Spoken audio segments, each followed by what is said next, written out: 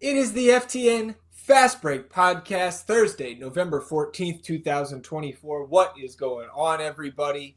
Zach Graham, aka Kawaisenberg, DFS, joined by my Thursday co host, Adam Pfeiffer, decked out in the Cavs gear. Adam, let's just get into it here on the Fast Break because we've got a lot to talk about. It's been a busy few days in the NBA. Your Cavs, 13-0. It has come true. We have gone another week with undefeated Cavs.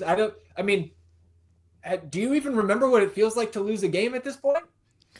No, I mean the Bills have won 5 straight. The Cavs have won 13 straight. Collectively, I've just 18 straight victories from my two favorite sports teams.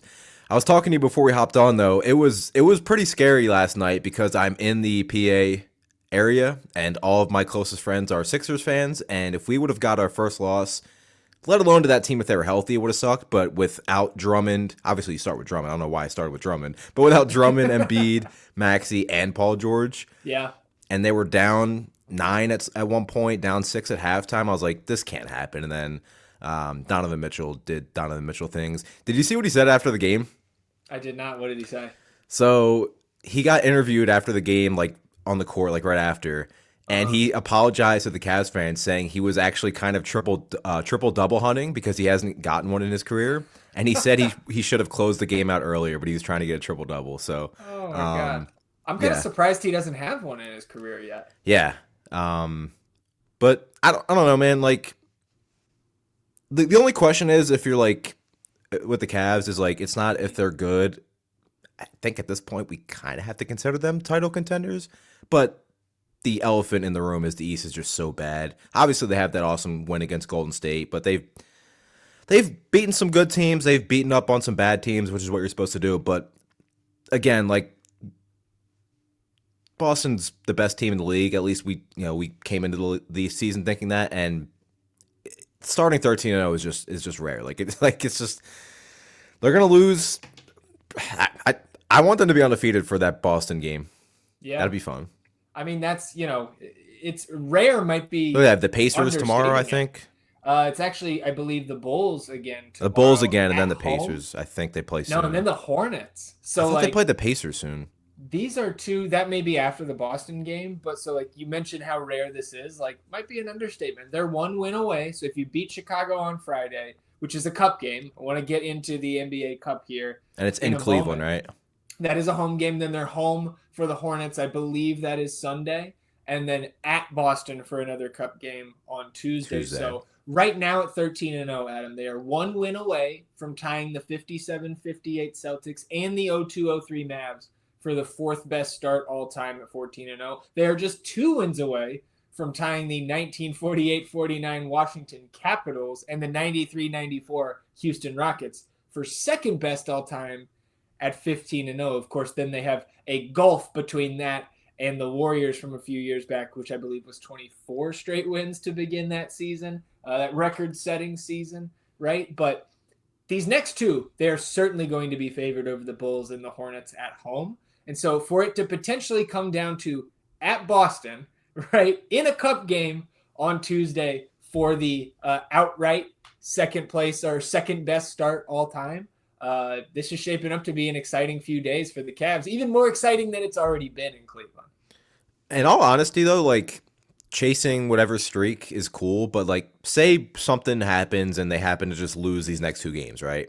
I'm cool with that if they beat Boston because that's the game I want. Like I think there's still definitely some questions about Cleveland because they've always not always, but since they've had this core four, they've been Mm-hmm. a really really good regular season team. And the questions are the fit, the spacing, and stuff in the playoffs. But yeah, I don't know. I think Kenny Atkinson's probably coach of the year through 13 games. I think that's pretty fair to say. And I there just there can't stop was watching Garland too. Like that's just what I've just been so impressed with him. Like I think I saw he's top 10 in clutch points per game. mhm. It's on a team with Donovan Mitchell, who I think we can safely say is a top 12 player at worst in the NBA and a top 6 scorer. Mm, Garland's been the closer this season. yeah. A lot of their wins, even the Golden State game where it really wasn't in too much of concern, like they cut it to like 18 at some point, and then Garland in the fourth quarter closed that game out. Mitchell, it was him yesterday with the disgusting step back on McCain. But Yeah. most of these games, it's been Garland hitting huge bucket after huge bucket.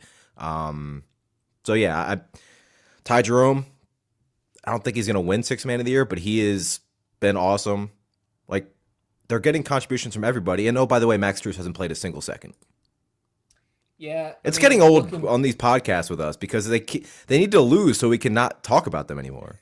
I mean, yeah, but we have to talk about them as they are one game away from setting. They're really etching their name this edition of the Cleveland Cavaliers into the NBA record books with this streak to start the year. So can't ignore it, man. And like even from a third party perspective, we're like, I don't really care about the Cavaliers all that much. It's fun to watch, man. It's fun to be a part of and to just discuss it here every couple days on the fast break as it continues. So we'll revisit the Cavs, of course, on Monday with Mike, and then hopefully we're sitting here with second best start of all time next Thursday when Adam's back on the fast break. But you mentioned the shot over McCain last night.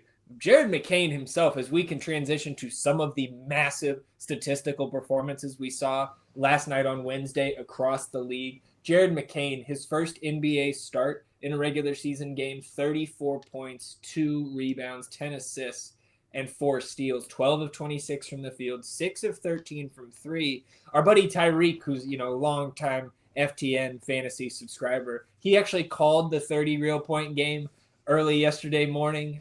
So good call there by Tyreek. He certainly knows his Sixers well, but I don't know, man. It turns out that painting your fingernails doesn't mean you can't be a high caliber NBA basketball player, Adam. You watched a lot of McCain last night. I've caught snippets of him throughout the beginning of the regular season. Obviously watched him in summer league and preseason extensively. It seems like the Sixers and Daryl Morey have a hit here in Jared McCain. Now, of course, when Maxey comes back, he's going to go back off the ball, but this guy is clearly an NBA caliber player. Like you don't fall into a performance like he had last night and the couple bench performances that he had leading into last night's close loss against the Cavs. You don't fall into those by accident. Jared McCain is on the rise. Yeah, so a lot of Sixers fans that I know really wanted them to draft him and kind of compared him to Maxey a little bit. Yeah. Which is fun. I expected him to have a good game yesterday just because especially if the game was close, you would think he would be the reason why. But for whatever reason, there was a stretch where he wasn't getting a lot of minutes on we talked about how bad for the most part guys like Caleb Martin, Eric Gordon. Eric Gordon's been relegated to the bench. So but to me, he's scoring, he's playing confident. It's cliche, but he's just not afraid. There's nothing that really bothers him out there. But I go back to it was against New York it was Embiid's first game back. And first of all, he kept him in that game because Paul George and McCain were doing everything. Embiid couldn't hit a shot from the floor, obviously was limited. But there was a play where McCain's out there with Embiid. I don't think Paul George was on the floor. Then it was like 3 veterans. It was like whoever, wings were out there. Embiid had a switch where it was like Bridges, Deuce McBride, somebody that had no business guarding him. The post was on him. Nobody saw it. Nobody, he was calling for the ball. Nobody saw it. And then the ball gets moved around to McCain, and McCain immediately throws it into the low post, and he draws a foul. He might actually have the best court awareness on this team outside of the top 3, and that's maybe a concern for the rest of the team, but also shows how good he is. Yeah, I just want to see his team healthy. I want to see Maxey, Paul George, and Embiid healthy. Keep bringing McCain off the bench just because I don't know how else they score off the bench, and then you can close with him. And I feel better about this team as long as they can get healthy because the East is so bad. Once they get healthy, they can make a run. They could be the 3rd best team in the East in a 20-game stretch easily, depending on some of these back-to-backs. And McCain's going to be I tweeted it during I think it was that same game where it's he's playing so well and he can clearly hoop, and this is really important for him in this stretch. He's just going to gain more confidence because Maxey's not coming back for a little bit. So all he's going to do is get more confidence, get more experience, and play better. So I think despite the record and everything, honestly, this is probably the best Philadelphia fans should feel since the season started. Yeah, which is weird. I mean, yeah, 2-9, right? But also, you mentioned the Eastern Conference has been so bad overall. What are 3 winning records? Are there 3 winning records or 4 now? It was Yeah, 3. three. And one is Orlando, who have won four straight Yeah. without Paolo, kind of readjusting things there and really highlighting how deep that roster is. But yeah, it's a mess right now. And you look, only four teams in the East have a positive point differential. Again, it's a young season, but the West, on the other hand, 12 teams with a positive point You know how differential. So mad it teams really like is. Minnesota must be? It's Yeah, like right? we could be like the third best team comfortably in the East, like Yep. very comfortably. Well, and you bring up Minnesota. That's a professional transition, almost like you've done a podcast before here, Adam, because the Wolves lost three straight now, two of them to Portland, and not just to Portland, but shorthanded Portland. Yeah. No DeAndre Ayton in either of those games. Anthony Simons goes out early in the first matchup, which I believe was on Monday night. Portland still gets the win. Then those two guys miss again on Wednesday night. And the Time Lord, actually, so this was Tuesday, Wednesday, because that first one was a Cup game. This is a back-to-back. Time Lord sits out for rest. So you get all the Donovan Clingan your heart could desire. And after two early fouls, he goes out after like a 2 or 3 minute rotation, comes back in. Huge night for Clingan. 8 blocks, including 4 of those in the fourth quarter for back-to-back wins, back-to-back upset wins over Minnesota. He's got the fans in Portland chanting "Kling Kong," Adam. I think the Blazers fans have to be pretty excited about what they've seen over the last couple of nights, because you're getting big-time contributions, not just from Clingan, but increased opportunities and production from Scoot Henderson, and Shaedon Sharpe is back 2 big games in a row. So you're getting valuable production out of their first-round picks from the last 3 years. And again, kind of like what you said about the Philly fans, I think Portland fans probably feeling pretty good after those 2 wins, even though, right, they probably want to go 0-82, get some Cooper Flagg in their lives, add him to that young core. But those are good wins. Like, we can talk about Minnesota another day. I thought Donovan Clingan last night looked as advertised on the defensive end. You know, that's kind of what we expected to translate from the college level to the pro level early on. I thought Scoot looked pretty good on defense too. Yeah. Yeah, I mean, Portland's like, it's all about evaluating this season anyway, but yeah, Minnesota's a little concerning, right? Like, Ant's taking this huge step forward as a 3-point shooter and a volume 3-point shooter, but DiVincenzo hasn't panned out. It's early, but he has not been the player they were expecting. And Julius Randle's kind of Julius Randle. He's going to have some games where it's like, oh, wow, he can have 28, 8, and 9. And then there's games where he takes some of the worst shots you'll ever see and does nothing. Like, I think, yeah, he was terrible. Like, I think I still like their depth, and I still think it's going to take a little bit of time to get acclimated with all these new pieces. But, yeah, I mean, turns out losing Karl-Anthony Towns isn't, you know, I know there was obviously concerns about the fit with him and Gobert, but right. I don't know.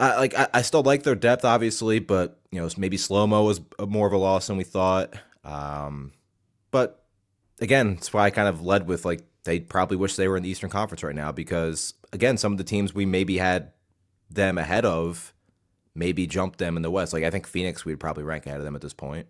Yeah, I think I mean, look, we're only 15% of the way through the regular season here. But if the playoffs started today, Minnesota would not even make the play-in. Right. Nor would the Dallas Mavericks. Of course, they're just, you know, Wolves are tied with the Clippers and Spurs for the 9-10 spot there. Mavs a half game back. So all things are not equal here. But Minnesota, they didn't just lose to this, you know, both double shorthanded losses to the Blazers. They also lost to the Heat, who did not have Jimmy Butler that night, and 3 straight losses. I believe I saw the Wolves didn't lose 3 straight until the conference semifinals last year, when they went up 2-0 on Denver. Denver storms back with 3 straight wins.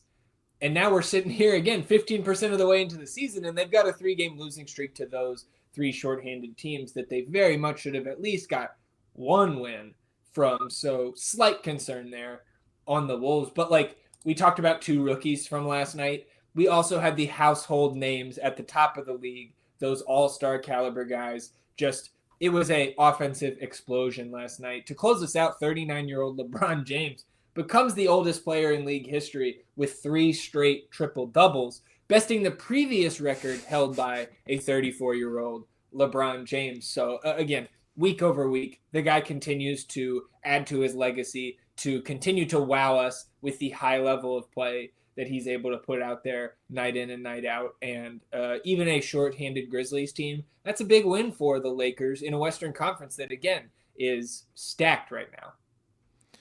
Do you think they will have to make a trade? They obviously benched Russell. I feel like they have to make a trade at some point, right? I mean, if they're serious about contending, and even then, I'm not sure it gets this team over the hump. But and of course, as we continue through the seasons, they start to add more first-round picks down the road that they can legally trade and put into a potential deal. I think we see something, but I'm not. I just don't even know who that is right now. It's so early. And I know you and I were discussing before we hit record today, other pundits who were talking about Trae Young trades.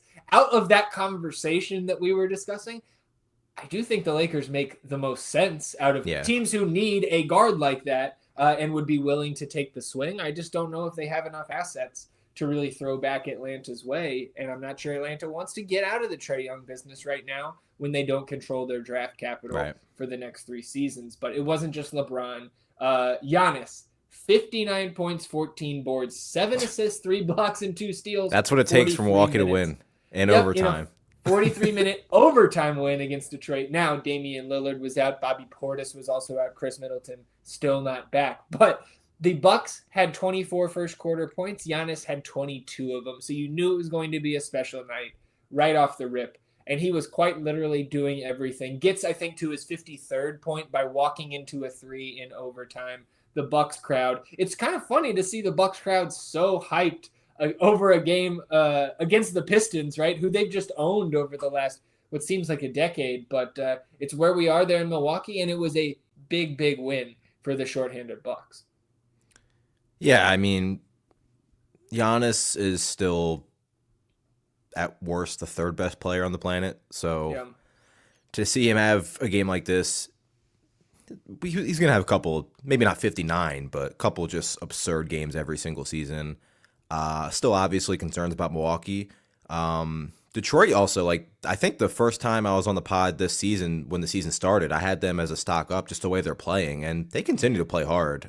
Cade's been, I don't know, I want to say most improved, but just really health, because when he was healthy last year, he was awesome. But he's been great. Jaden Ivey's been really good. Tobias Harris has been on the floor. That's about as far as I'll go for him. Did you see the beef stew foul on Giannis too, by the way? I didn't actually watch the highlight, but I saw people making a big deal about it. It sounded like he kind of just grabbed him and brought him down. Yeah, he grabbed him by the jersey and just pulled him down, which is pretty dangerous, and he got ejected. So, but it's going to take a lot for Milwaukee to get back to being a team we think can legitimately make a run, but it would help if they were healthy. I still think if they're fully healthy in a 7-game series, they can probably compete with some of these teams, but I just don't trust they'll be healthy. Yeah, and that's where I was in the preseason, right? Once we get Middleton back in there, I could see it. But again, it's been so long now since we have seen it that every passing week just. And also, you look at the teams in the East that they could theoretically be playing, right? We talked about it's not just this year, it's last year. Since last year, they've been, and it's not a surprise when you pretty much go from Drew Holiday to Dame, but they've been the worst defense at defending backcourts. And it's okay, Drew Holiday, Derek White, you could play them. Garland and Mitchell, good luck. Maxey and now McCain, have fun. It's going to be tough. Yep, there's no question. When I left what I think is the best for last year, I had him Victor Wembanyama, first 50-point game of his young career, 50 points, 6 boards, 2 assists, 3 blocks, and a steal, 18 of 29 from the floor, 8 of 16 from 3. Adam, this was the fastest 50-point game in NBA history. Wemby played 26 minutes to get his 50 points. He then came back in as the Wizards closed the gap in the fourth quarter, played an additional 6 minutes, and did not score again. But 50 points here from Wemby. He has turned things on in a major way over the last 3 games, much was made. We were sitting here 2 weeks ago, and I'm talking about must-win games against the Jazz Utah. and how bad that the Spurs have looked offensively, and they have really adjusted things over the last 2 weeks. Getting Devin Vassell back over the Yeah. weekend has opened things up on the offensive end as well. All of Castle's a been pretty sudden, solid too, right? yeah. Oh man, don't get me started on Steph Castle. We don't need to go down that road right now. But all of a sudden, after this 3 game stretch, Adam, where Wemby has gone 6 of 9, 6 of 12, and 8 of 16 from three, not only has he picked his 3-point average up from that 21.5% it was 2 weeks ago to now 34.3%, which is 2% better than he was last year. So again, small sample size theater here, not even a month into the season. And Wemby now besting his points per game average, his blocks per game, his steals per game, a little bit lower on the rebounds and assists. Assist doesn't surprise me, getting Chris Paul into the mix there, but also has lowered his turnovers and fouls per game, and his efficiency from the field, from three, and from the free throw line have all increased. So all of a sudden, it looks like a pretty good start for Victor Wembanyama and the 6-6 Spurs. We were many months into the season last year, if I recall correctly, before they had 6 wins under their belt. So Wizards or not, it was a good performance there from Victor. Yeah, just wait until he starts to just have more of a aggressive style on offense in terms of like post-ups and attacking mismatches, because he's pulling from deep from 3 too. It's not even like some of his threes are like Steph Dame type range. But we talked about like some of the concerns we would have with the Spurs with teams if Chris Paul and Wemby are running a pick and roll, like teams aren't even really worried about having to. They're fine switching because Wemby's not really attacking the post as much. But once he starts doing that, and then all of a sudden you have to decide, okay, are you going to switch? Like it's just, and again, it's only his second season. He's obviously still young. Like, yeah, I mean, just good luck. That's all I gotta say. Just good luck. Yeah, and I could talk about this forever, but let's go ahead and move on here on the fast break because I want to talk about the NBA Cup.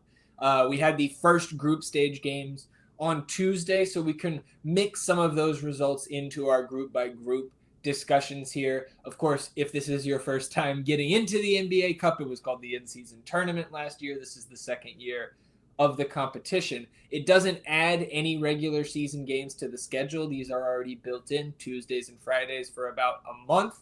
And then if you make the Final Four knockout round games, those are additional games that won't count towards your regular season record. But every player will receive, I believe, $500,000 bonus for winning the NBA Cup here. So we know that it means a lot, especially to those guys at the end of the bench who might be making around $500,000 for the full season.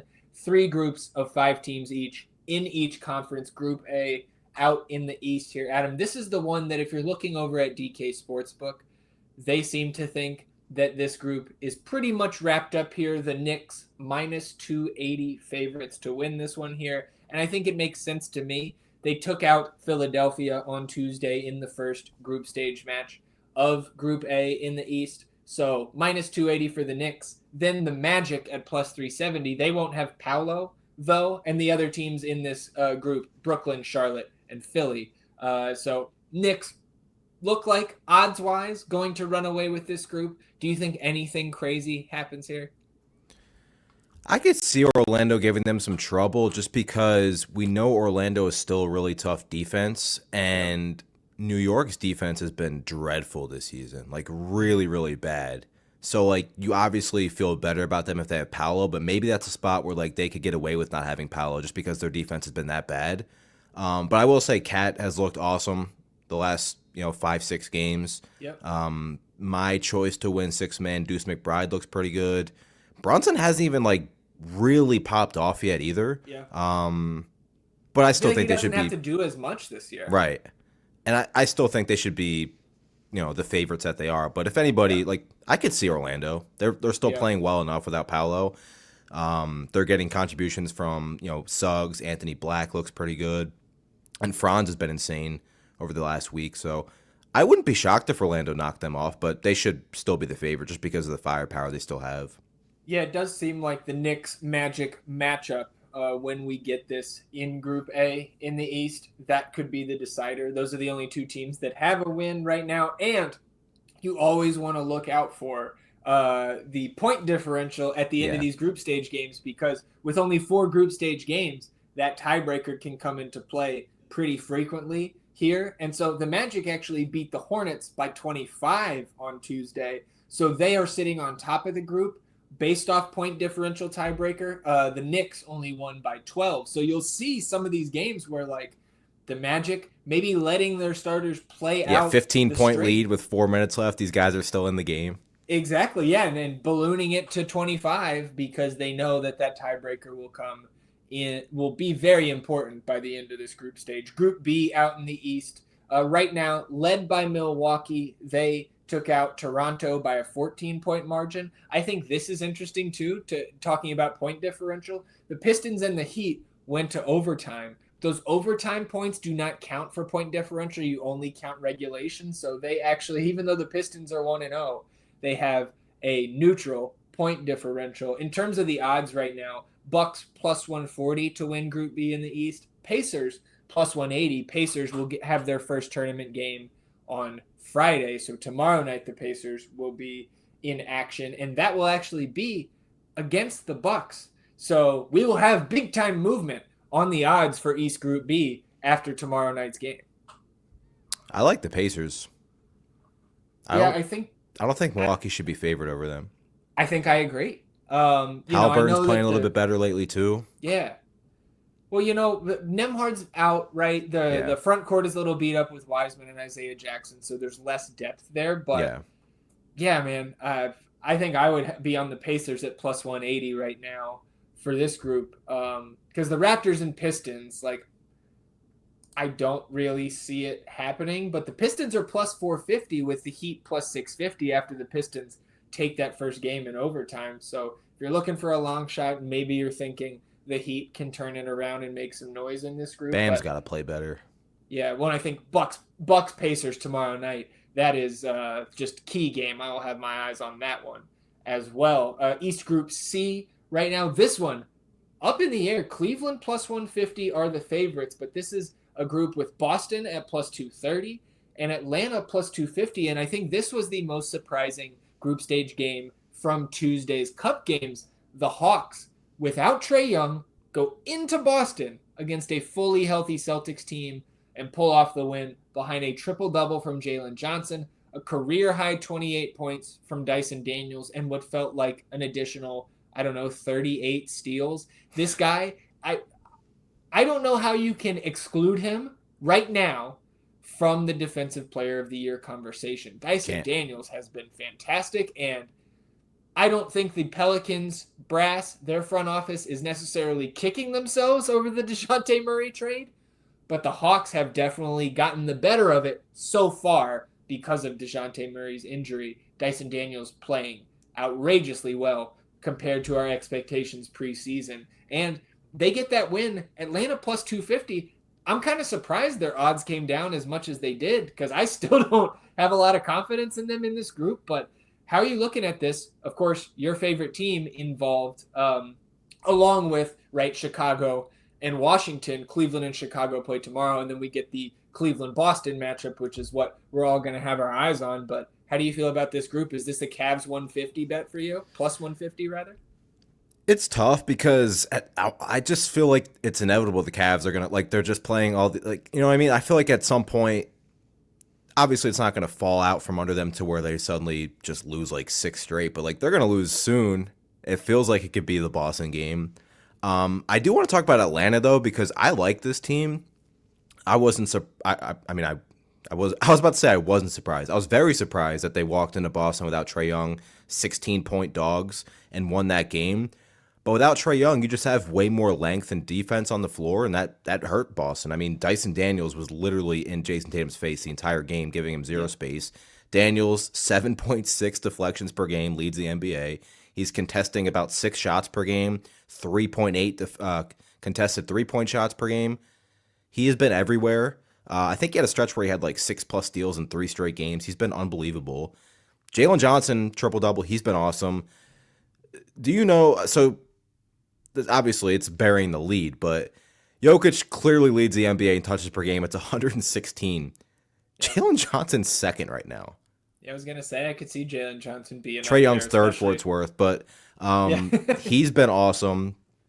Shay's been really good. Like they still have the two capable centers that they can roll at you at any time.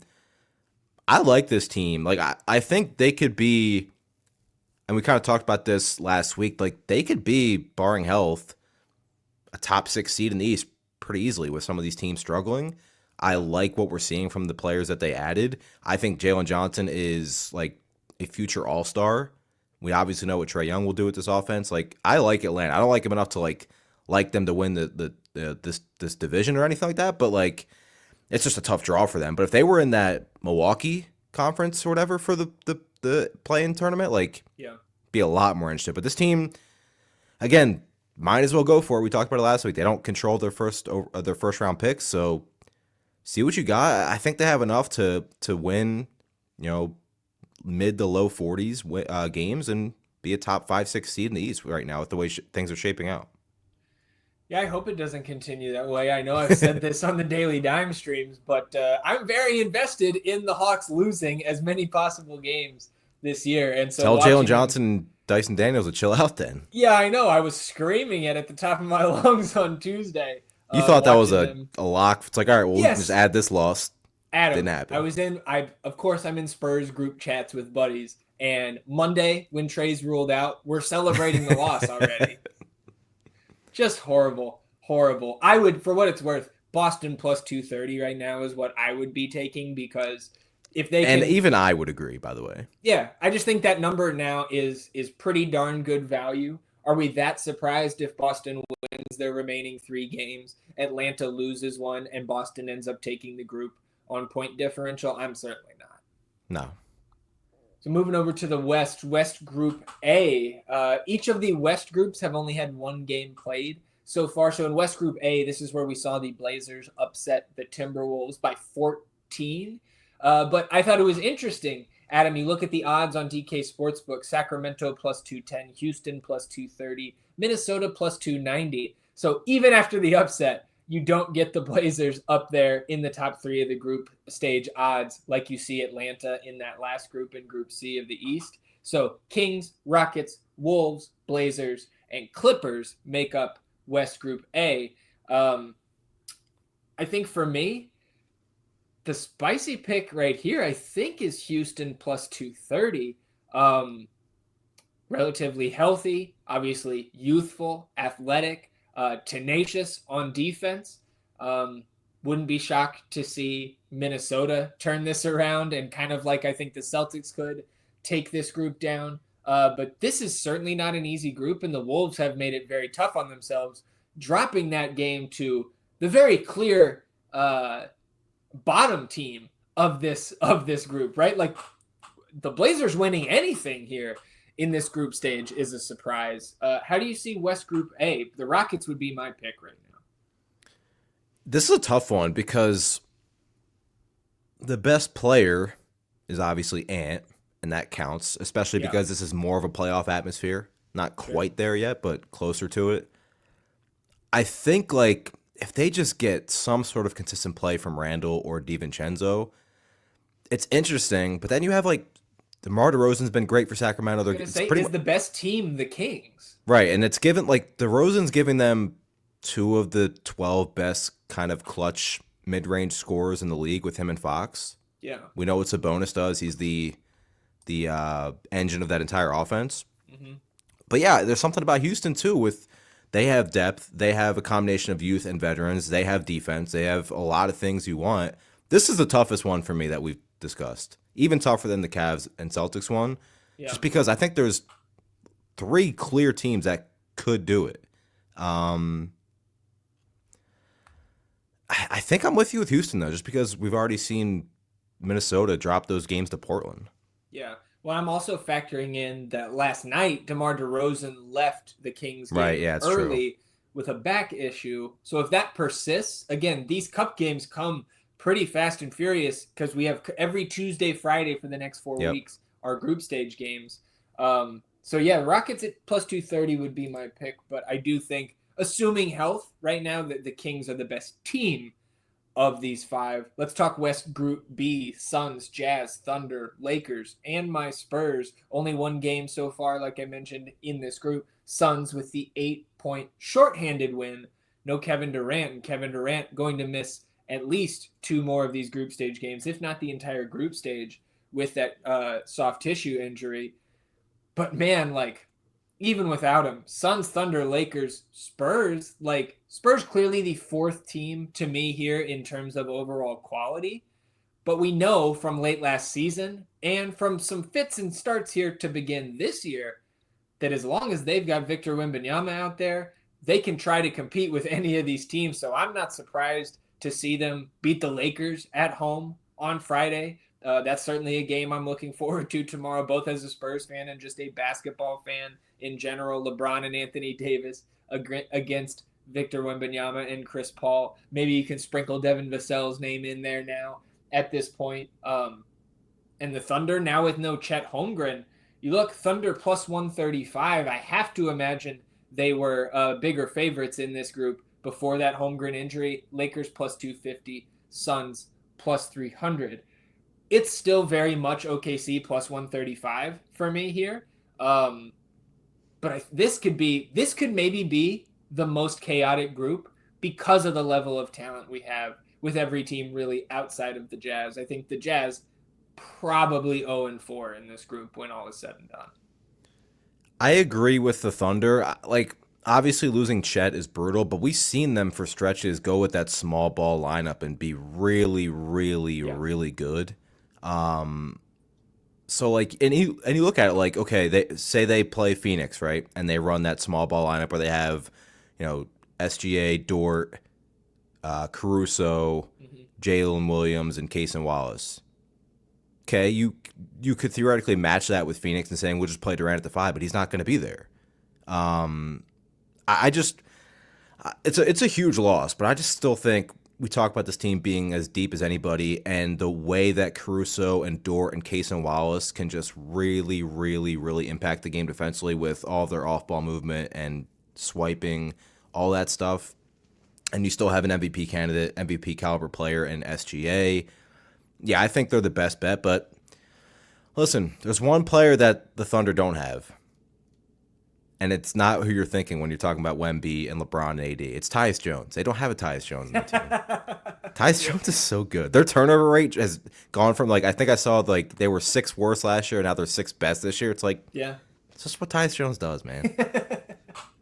We close it out here. West Group C, Warriors, Mavs, Nuggets, Pelicans, Grizzlies. So this one's fun. If we had everybody healthy, I know. This is the group of death, I think, so to speak. Like, those are all good teams on paper. I do think some of these teams catching a break with how shorthanded the Pels are, that the Grizzlies are still trying to get Ja Morant, Desmond Bane, guys like that back into the mix. We did, to kick off this group, or tip off this group, rather, on Tuesday, we had the return of Klay Thompson to the Bay Area. Awesome ovation, welcome, tribute video before the game, very emotional.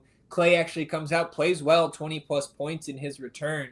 But Steph shuts the door on the Mavericks. Actually, gives them the little night-night at the end. Late flurry, late comeback there for the Warriors. So they win by 3. They sit on top of the group currently, and they are favored on DK Sportsbook plus 120. But similar to what I said about the Thunder at plus 135, the Celtics at plus 230, Denver's sitting there plus 195, and the way Jokic has been playing, dude, I'm taking so that all day. I know. What do you think about this group? I'm with you. Denver's my choice, and it's funny because just last week I was worried about this team. I still have some concerns just overall. But the best player on the planet is playing better than ever. Like, what are we talking about here? Like, this just doesn't make sense. Also, like, they're a different team because they have all, like, in the past, it was mostly just kind of like guys that could shoot around Jokic, and then Aaron Gordon would be like the lone kind of cutter. Now they have Christian Brown cutting, Strother cutting, Russ cutting, and it's given them a different element. And I think at some point we're going to see Jamal Murray and Michael Porter Jr. shoot the ball a lot better and play more consistent. Yeah. I don't know, man. Like Jokic is, I really like if he keeps playing close to this level. I hope we don't have the nonsense voter fatigue stuff because he should easily win MVP. Um, I'm going Denver, man. I know Golden State's deep. I know their defense has been awesome. I know Steph's great. I love what we're seeing from Buddy Hield and stuff like that. But just Jokic is literally unstoppable. Like again, I still think at some point we're going to see better production from those secondary pieces, Jamal Murray, etc. Russ, remember when I was completely just destroying Russ Yeah. in the first? He's been so much better since then. Yeah. I'm going Denver. I'm going with the Yeah. best player on the planet. Same. I'm sitting here clicking in three-leg parlays of Celtics, Nuggets, Thunder to win, like Which is funny because 22-1. they're arguably, I mean, two of those teams are easily, The best teams. yeah, in the league. and then you have the best player on the planet. It's like, Yeah. and they're not even the favorites in either one of their brackets. Yeah. It's crazy. Well, and I even if you take Boston out of there, right? Because the Nuggets and Thunder haven't played a cup game yet. Right. So like being able to get those teams at 6-1 to win their groups if you parlay them together, that's pretty intriguing to Dude, me. it's crazy because Jokic always gives us these like 25, 12, 11 games, but Yeah. now he's giving us like 36, 18, and 14 games. Yep. And I know like somebody was asking him like the post-game interview the other night asked him about basically like, you guys, you haven't had like a down game. And he said like, what about, he pointed to like the second or third game of the season where they lost. And they were like, yeah, you had 41. And I think he was like, oh. He doesn't care. Yeah, exactly. He doesn't care. He doesn't think about those type of stat lines. He's looking at wins and losses. So yeah, next round of cup games Friday night. Again, Tuesdays and Fridays group stage games for the next 4 weeks. Talking about some games we're eyeing this weekend. Interesting schedule here tonight on Thursday. Adam, of course, Thursday night football. A pretty good one brewing there, Yeah. right? Commanders and Eagles, but just one game in the NBA as well. Dallas at Utah. So I've got my eye on that because it's the only game of the night. Friday, though, cup games. I mentioned Lakers at Spurs. This is one, Adam, I was going to go to with some buddies. Just to get in, top row in the corner is like $130. So Now, we is ended that- up passing on Is that. that like the average now with Wemby and stuff, or is that added because of the cup format? It's added because of I think it's less so the cup and more that LeBron and the Yeah, Lakers are that coming too, to yeah. town. The Lakers fans are everywhere and LeBron fans are Yeah. everywhere. But yeah, man, we decided we're gonna have a little watch party all to ourselves and save some cash. Not totally related, but I obviously like I was born in upstate New York, but I've been in PA for 20 plus years. But we go to at least one Bills game in Buffalo every year. We can't go this year because the tickets, like we were gonna go to the Chiefs game. Yeah. It's so Too much. expensive, man. Mm-hmm. Yeah, and man, like I'm thinking back 2 years ago, in the year before they got Wemby, where they're just it's just terrible basketball night in night out. I think I went to 8 or 9 games, and I spent about half of what the ticket to get into the top row of the corner is tomorrow night. Also, again, Chicago at Cleveland. So not only Cleveland trying to, again, climb the ranks there, climb the record books in terms of their undefeated start, but group stage game there in, Group B in the East. Saturday, Bucks at Charlotte, waiting to see, is Damian Lillard going to be back for this one? Is Bobby Portis going to be back in this one? Take the For Bucks? LaMelo overs. Yeah, yeah, good call. Should be an entertaining one. And then Texas Triangle, Spurs at Mavericks there. That's always one to tune into. And then Sunday, Mavs at Thunder, a rematch of last year's Western Conference semifinal. And Charlotte at Cleveland, keeping an eye on that Cavaliers streak. Anything else for you there, Adam? No, I'm not worried about them, but I do think for Dallas, they need to. I think they've kind of been like catering a lot more to Clay to start the season because he's the new player. They need to go back to just running the offense through Kyrie and Luka and having Clay in the corner off screens. Because and I think that offense will be way better, I think. I think they've also struggled a little bit. Number one, with Derek Lively being out, right? Because you're replacing Lively minutes with a little bit more Gafford, but then Dwight Powell, Maxi Kleber. Like, it's just not the same level on either end of the floor. They've also been without PJ Washington, who is an integral part of this rotation, especially on the defensive end, Yep. especially on offense, to spread the floor, stand in there, knock down those corner threes.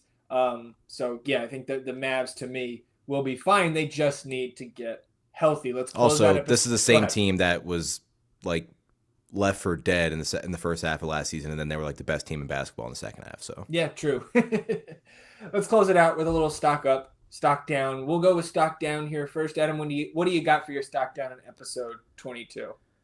yeah, honestly, I debated between a couple teams and players. We talked about one of them with Minnesota. Like they're again, I think they'll be fine, but it hasn't been what we expected or hoped from them. So that's been frustrating. Bam has been somebody that he hasn't been playing as well. So those two teams and players kind of stood out to me. I'm gonna go. I don't. I don't want to do it because like I feel like we've picked on this team a lot. Do it. I'm gonna go Milwaukee again, man.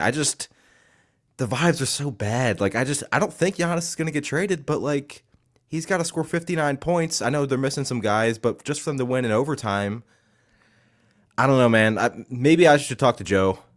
I Yeah. don't think the vibes are great from him. Yeah. I just I don't feel good about it. Yeah. I think it's hard to feel good about it at this point, even with the couple wins And it they've sucks because scraped he's a together. great player, but like even when Middleton comes back, I feel like it's only a matter of time before he misses, 2 weeks again. Yeah. It is a long road ahead for Milwaukee. Not so much for the Heat here. I've actually got double coach stock up, stock down here, Adam. Oh, you're One gonna go with stock down. Spolstra? I am. I Eric couldn't Spoelstra. believe that it was Eric Stock Spolstra of all down. coaches. Stock down, Spo. Because look, there has been what you can count on one hand the number of times you could ever consider Eric Spoelstra for a stock down segment. So I'm going to take my shot here, Adam. You're Up just mad to Miami beat the Spurs in the finals that year. they got him back the next year. It's all good. But so the other night against the Pistons, right? I believe up two with like 3 seconds left. Pistons run an inbound play, back screen, lob, dunk. So we're tied. Spolstra, in a fit of rage, walks onto the court, calling a timeout. Just standard coach calling a timeout. Oh, except he doesn't have any timeouts. Could not Technical believe it was foul. Spolstra when I saw the headline. Yep, technical foul and possession to Detroit. And I thought the cherry on top here, Adam, if you are familiar at all with timeouts being called in the history of basketball when a team doesn't have one, Jalen Rose, not only in the crowd there, in attendance, but gets shown on the broadcast making a face like he was really enjoying his night there. I mean, to have Spolstra do He that was with not Jalen on the Rose in better the end of house. that before, but it was good to see No, him on yeah. the good end of it this time. Yeah. So again, Eric Spoelstra had a rough night's sleep after that one. But that'll carry us into our stock ups. And like I said, I've got double coach stock up, stock downs here. So real quick last night, Adam, just a stock up to Brian Keefe, who subbed in Justin Champagnie to be on the court with his twin brother, Julian Champagnie, in San Antonio last night. It was like the last 38 seconds of the first quarter because Justin is not a part of that Wizards regular rotation, but he got him out there. We got our little photo opportunity. And look, if LeBron James gets to have his photo op with his son, then the Champagnie brothers get to have their photo op in San Antonio last night. So stock up, Coach Keefe. For me, let's put the Cavs fandom back to end the show. Yeah, there you go. Ty Jerome. Everybody's going to talk about the core four, and I've mentioned how Darius Garland, you can make the case he's been this team's best player this year. He's been that good. But Ty Jerome, he's averaging like 10 points per game off the bench. He's making huge steals in the fourth quarter. He's seemingly always making the right play. He's been awesome. Like you would think going into the season, the Cavs' best player on the bench should be Karis LeVert, and LeVert's been fine too. But the best player on the Cavs' bench this year has been Ty Jerome, and it's all of a sudden it's like if Ty Jerome's giving them these good minutes, each game, and they're already gonna have probably one of Garland or Mitchell on the floor 90% of the time. But that's the other thing too. It's just the Cavs' bench because which game was it? I think it was the Bulls game where they were behind and they closed the third quarter with their entire bench unit in and went on a run going into the fourth quarter, and that helped them get the comeback and win. It's just like, it's just all the unsung heroes from Cleveland. Sam Merrill's hit some key threes. We're going to get Strus back. Dean Wade, Okoro, just the Cavs bench. I'll just stock up the entire Cavs bench, but led by Ty Jerome and what he's done. Again, I've compared it to what they were hoping to get from Ricky Rubio before he stepped away a couple years ago. Ty Jerome's been that and a lot more for the first 13 games of the season. I'm kind of surprised he's only tied for 15th in the Sixth Man of the Year odds here. Again, like there's a lot of good candidates this year, to be fair, but yeah, that seemed a little low. Well, and I mean, Buddy Hield's got to be because he's still coming off the bench occasionally, so it's like it's enough Buddy to where he's. Buddy is second. Peyton Pritchard's actually somewhat running away with it right now, plus 225 for Pritchard. Where's Deuce? Let's see, plus 3,500, so he is 12th right now. I mean, this is. I thought about this too, and watching the game, I was like, remember how all the time it was six man in the air? It's like, well, when will Lou Williams win this award this year or whoever? Yeah. This feels like one of the more fun years for six man. Yeah, I mean you've got Ty Jerome 50-1, Karis LeVert's 30-1. I think that's just wrong, right? Like from your own team. But look at these names, right? Pritchard, Buddy Hield, Ben Mathurin. Ben Mathurin might lose. He's been so good. Yeah, he's been starting though, so he might lose that eligibility along the way. But Malik Monk, John Kuminga, Naz Reid, Trey Mann there in Charlotte, Derek Lively, D'Angelo Russell now in a six-man role.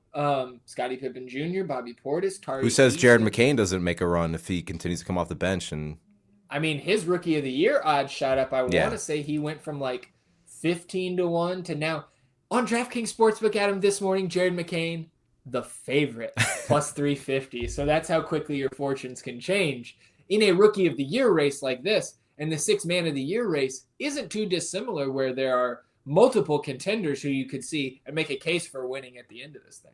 Yeah. Ty Jerome per 36, by the way, as we close it out, Adam. Per 36 minutes, 22.2 points, 4.3 rebounds, 7.5 assists, 3.1 steals, 62% from the field, 58% from three, 83 from the line. Give this man the award. And he had that game against Golden State during the Cavalanche in the second quarter where he hits back-to-back threes, and the second one's from deep, right in front of Golden State's bench, and he obviously played for them and looked right at the bench. And I was like, good. Every time I'm trying to watch the game or I have to follow like the updates, when the Cavs make a run, Ty Jerome's part of it. He's been that good. Yep. It's been fantastic. So shout out Ty Jerome. And hopefully the Cavs will be undefeated next Thursday when we talk again. Yep. So that'll do it for episode 22 of the FTN Fast Break podcast. Appreciate you tuning in, sticking with us here. Subscribe wherever you get your podcasts. It helps us grow the show. You can rate and review as well to help us out. And if you're watching this on the FTN Fantasy YouTube channel, subscribe to the channel, hit the notification bell to know when a new video or live stream is posted. And I'll be back on Monday with Mike Randall recapping the week that was. And we'll see Adam here, same time, same place, next Thursday. Enjoy your weekend, everybody. We'll do the same. Till Monday, he's Adam, and I'm Zach. Goodbye.